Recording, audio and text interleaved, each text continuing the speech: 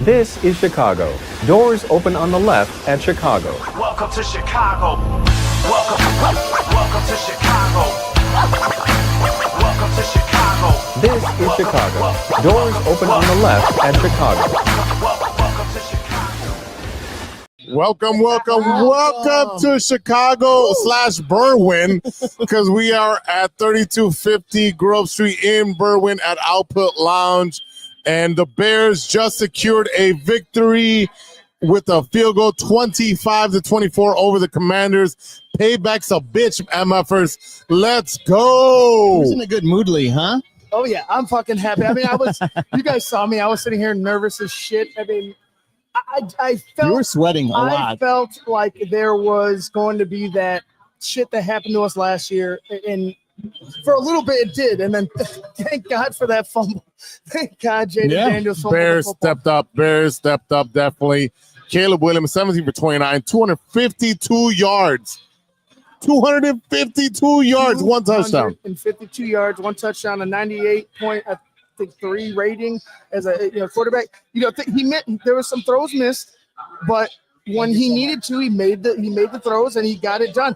A lot of that came with the DeAndre Swift run. I'll say this right now: player of the game, DeAndre Swift. Period. He was a leading rusher and the leading receiver in the game. DeAndre Swift, game ball, no doubt. Hell of a game today. The Bears run offense and run defense fucking did what they needed to do in order to get the victory today. 100% DeAndre Swift rushing, 14 carries, 108, 7.7 average, amazing, and receiving 2 receptions, 67 yards, and a touchdown. Definitely gets the game ball. DJ Moore, again, I feel like he's not getting involved. I know he had that hip injury in the first quarter, kind of hindered him. He's active, and I know JC was right where he's not being involved early, but I feel like they were trying to get him involved, but he's very active. He attracts a lot of attention, obviously. So him being on the field and just even if he's not having the ball, a decoy is a huge advantage to us. Yeah, DJ Moore had a couple rushes as well that helped out in short yardage. But I mean, where you guys are giving it to DeAndre Swift, I'm giving the game ball to the offensive line. Yes, sir. Because they were opening up holes, and they were opening up some great holes for him. I mean, the swing pass at the very end, or not swing pass, the pitch, the pitch. I mean, great play for what, 10, 15, 10, Jose's 12 yards? There's a seal, and it was a perfect seal here. Yeah. And a seal here, and there was a giant hole for Swift. Like you said, they deserve all the praise. The running game today and the run defense deserve praise. Yes. There was one thing where Jonah, we were kind of laughing on one of the stuffs near the goal line before we punted, that Jonah Jackson was turned around backwards looking at, the running back. Yeah. And it's like, here we go again. This is the same thing as last year with 5 guys laying on the ground. But, I mean, thank God for poor weather conditions. Absolutely. And that Jaden Daniels might have smaller hands than Caleb and couldn't hold on to the ball. Well, I would say that, as we're giving praise out, Theo Benedict, there was no issues, I feel like. You didn't hear his name for any false starts. You didn't hear his name for getting blown up in the backfield. He, as an undrafted rookie, came in there and did his job. And like I said, I've been critical of Braxton Jones being a late, 5th-round pick and being thrown in there. But there's just something different about him and Theo Benedict. Theo Benedict's able to anchor. Theo Benedict's able to. He's stronger, and he's stronger in the run game. So again, giving praise. JC said the whole offensive line. If we're calling people out in particular, Theo Benedict, a great game. You're gonna have to make some shirts called the Canadian Eagle. The Canadian Eagle. Eagly, yes. Eagly. Yeah. I mean, let's talk about it. I mean, I stated, I think at halftime that, Braxton Jones has been through a lot of injuries, and with his age and injury history, I think it has just sucked away his talent. Theo Benedict, younger player, more mobile, more agile, no hit injury history, in the NFL so far. And he is playing lights out. I mean, come on, got to give it to the guy. And again, we talked earlier, again, Jonah Jackson might still be an issue. We have the O situation. We do have some guys that are on the team that potentially, look, if this guy's not panning out, we got to do something, but at the end of the day, much improved offensive line play coming out of the bye week. I want to say one thing about, like, there is some disciplinary issues, I guess you want to call it, with the penalties, but that was a ticky-tack penalty. Come on. No, I'm talking about just in general, right? Just in general, there was some that did affect the game, right? Yes. So what I'm saying is that although we were going up against the refs, there was some bullshit calls out there. I'll give you that. There needs to be a cleanup. Like, you came out a little bit, especially if you're playing against the refs and the other team. You got to be perfect, and there was times where you weren't perfect and you made mistakes.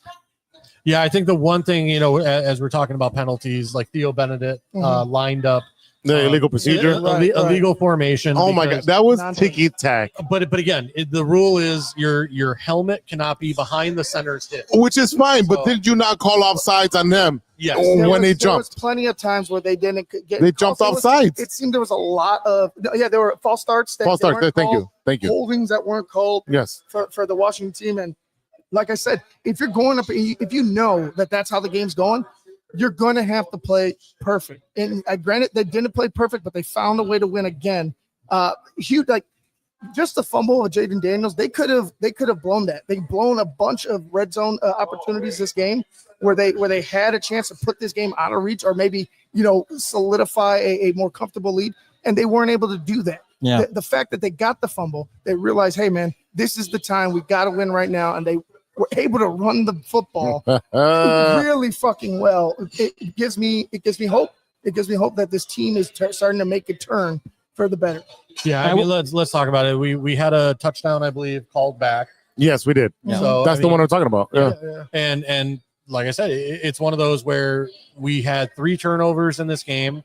We did capitalize with the field goals. However, that in the NFL, that's not good enough. We won by 1 point with getting 3 turnovers. I agree. That's not going to be good enough in the NFL. NFL. I said it come down to the field goal. They called it, so that's 2 for 2 for me. I mean, like I said, with Caleb, and I said it at halftime, I wanted him to keep doing what he has to do, and he did what he had to do. But there was missed passes, drop receiver passing balls, and they were right in their hands. But Caleb, watched the clock, time management, and he had 0 turnovers. I think that's something that for him protecting the ball, not fumbling it. The weather conditions affected Jalen, but overall, I think he did a really good job controlling the ball and working with it. And I agree 100%. And people who go out and say, hey, he's got to take, he took risks today. He was putting the ball with a wet football to Luther Burden down the field. Remember that double coverage? He hit Burden. He was trying to get Rome involved deep. He was taking risks. The thing is that the guy he's not turning the ball over, and I don't know why people are taking it as a negative or like just trying to criticize it. The guy protects the football, and if he didn't protect the football, we don't win the game today. No. He made a couple of mistakes. Instead of running the ball, he tried to force a pass. Right. And he could have ran for 2, 3, 4 yards and then live another down. Same thing before half, another one. But again, those are just simple mistakes that can be cleaned up going forward.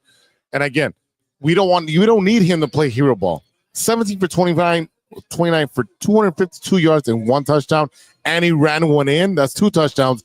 I'll take that every single game. 3 touchdowns from your quarterback. No turnovers. Were there mistakes? Yeah, they need to be cleaned up. I'm sure. Yes, of course, and I'm sure they're going to go there and go to back to the drawing board and clean it up this week. But again, the criticism of Caleb Williams is, if it's not football related, I don't want to hear it. But if it is football related, you better come with correct, because it's not Caleb Williams making mistakes or everybody's missing passes. Yeah. I watched Mahomes miss passes yesterday. I watched Goff miss passes yesterday. And are they all the time? Not necessarily, but this guy is 1 year in, and he's been the most criticized football player I've ever seen in my life. And that's not even like an exaggeration. No, absolutely. It's off-field stuff too that is like irritating. Yes. Like, who cares about other stuff that goes on outside. Yeah, who cares if you like comic books, right? Can you play football? Can you lead us down the field? Wait, what? I'm just saying, like, it matters on the field. Who gives a shit about outfield stuff? Yes. Like outfield stuff. Like, Absolutely. I'm happy to see him thriving, confidence, and when he goes to the podium, he knows what he's saying. He knows what he has to do. He's not just goofing off and or just not even taking it serious. He is our guy. Yeah. There you go, Jesse. I mean, I do want to say that Jamarcus Russell might be the most criticized quarterback Possibly. ever in the NFL. Okay. But you know, I mean, Caleb's up there. I mean, he has gotten a lot of shit, and you know what? Yes, he might be a little flamboyant, I guess, if you will want to say. Eccentric. Come on. I like the word eccentric. Yeah. Everyone loved Dennis Rodman. That dude married himself, Heck married yeah. Carmen Electra. Yeah, it's not He like worked, it's yeah. not like he's on Yeah, Dennis level, but Dennis Rodman by that point was already a Hall of Famer. It's like, okay, yeah, like he was. Yeah, he was. Established, Yeah, yeah. so it's one of those like Caleb has to go out and earn the right to be Eccentric. eccentric. Yeah. Well, I mean, You know, yeah, I hear you. And Oh, look at Edwin from Output. Chicago checking in. What up, What's up, Edwin? What's up, Izzy? yeah, no, I was going to say again. You're right. He does have to earn the right to be a. How do I say? Like to I guess to be excited, but To smoke ashwagandha or whatever, they'd be like Yeah, Aaron yeah, Rodgers and yeah, do but- crazy stuff. yeah, but you have to like it's a rite of passion, right? Like you earn the right to be the leader. You earn the right to what's a quote from Bull Durham, right? When he walks in Crash Davis, he finds his shower shoes. They're all full of fungus.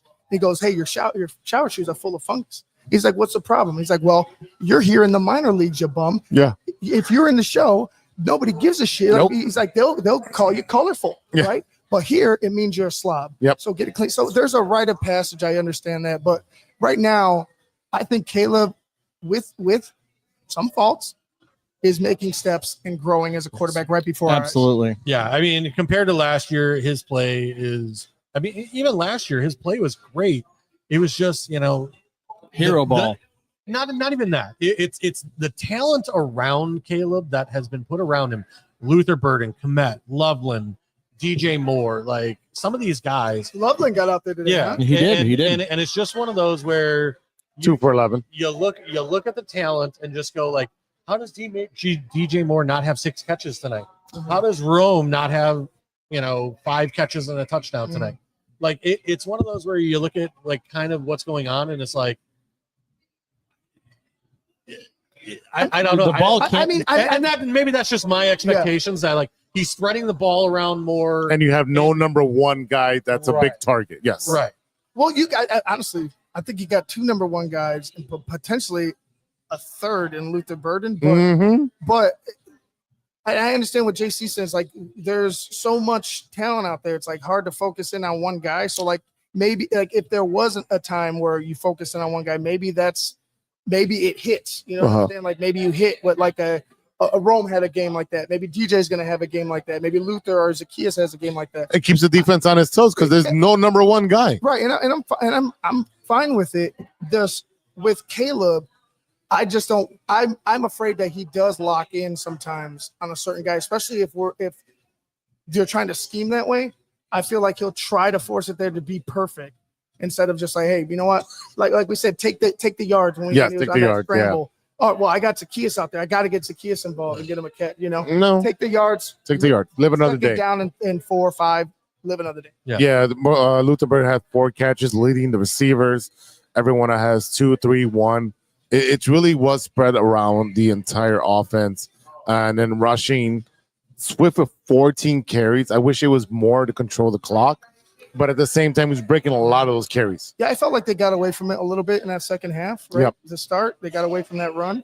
That 4th down was it 4th and 2? Yeah, I felt like should have been a run, but they went to the pass. The rest is history. But again, the way that they were operating, the way that the offensive line was getting pushed, moving, when they were using motion and moving guys around on sweeps and traps, that shit it looked great. The guys are moving, and guys are getting their hands and putting a hat on a hat when they got out into the open field against linebackers and safeties. So again, JC was right. Like there should be like 4 3-game balls going out right now because I felt like the line did great. on both sides, and the running backs did well at the same time. Yeah, again, that's an all-around game. The defense showed up with interception, 2 fumble recoveries.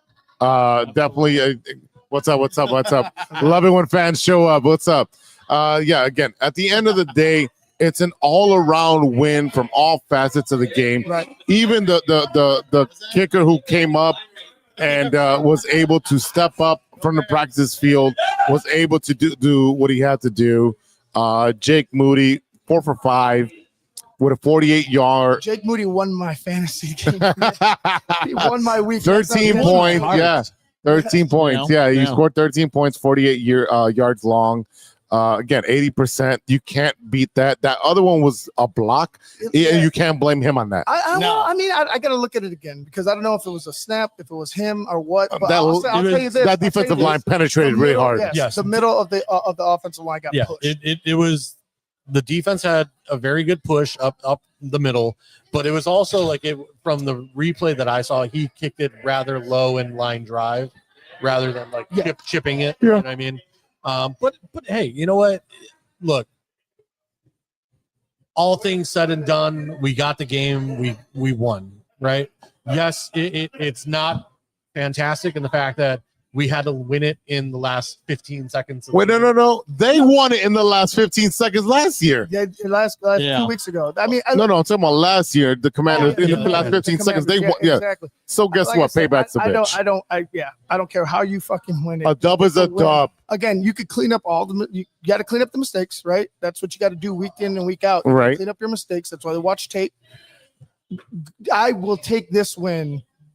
Oh, I would have took this win over the Raider win, and I'm glad we won that game. But if we're gonna pick and choose, this one is on top for me. Like, you came back against a team that took your heart last year. Mm-hmm. You found a way to do it. You know, you were on, was it 35 at the 50, and then that pitch happens with Swift, and you like you said, we talked about it. You saw how the offensive line got out there. Guys were fucking on fire at that last drive, and I'm happy about it, man. I'll take the win no matter what. Do I want it to be clean? Of course. But this one, especially the way that the Commanders came back, especially the way that we thought all was lost, I'll take this one.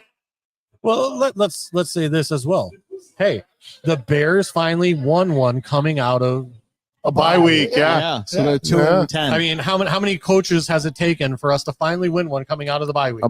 It's been a while. Like Steven said, 2-10 now. It was 1-10 prior to this, but since 2014 was it? Yeah. Since Lovey? Yeah. Lovey. Like almost a decade. So fans, if there's one thing you can take home tonight, it's the fact that maybe Ben Johnson knows what he's doing. You think as we look to next week against the Saints, who just lost against the Patriots, who's a good Patriots team right now. And they also just beat the Giants the week before. And we saw what the Giants did this week with Dart. Jackson Dart. Yeah, with Jackson Dart. So, Scalaboo.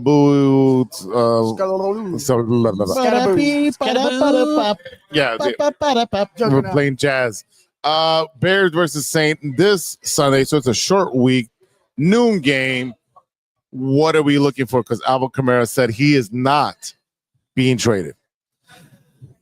I mean, as you could say, you're not getting traded, but if you don't have a no trade clause, he does. No, all right then. No, then I'm probably not getting traded. I say he's not getting traded. Breaking news. I stand corrected. If we're gonna look ahead again. The team's beatable, right? Right. Yeah. Stop the run like you did today. Any given Sunday, right? That's real. But that Saints team it's made to get got by you. So if you go ahead and you take this win, you celebrate and you get back to the drawing board, because quite honestly, you have no room to sit back. We don't. Coast and pat yourself on the back. Every win that you have, like a great win here, pat yourself on the back for a day or less than that. Go on, you're on to New Orleans, because that's the mentality you need to have if you're going to be this team that ends up overcoming and taking the Bears where they need to be. Yeah, I mean, let's talk about it. I mean, the Saints do not exactly have the quarterback they need or want on their roster. They don't. They're starting Spencer Rattler. They as far as I'm concerned, like they have a platoon of wide receivers, but no good wide receiver. Juwan Jennings, I don't even know Well, if they he's got still Chris on the Olave. team. Is Chris Olave hurt?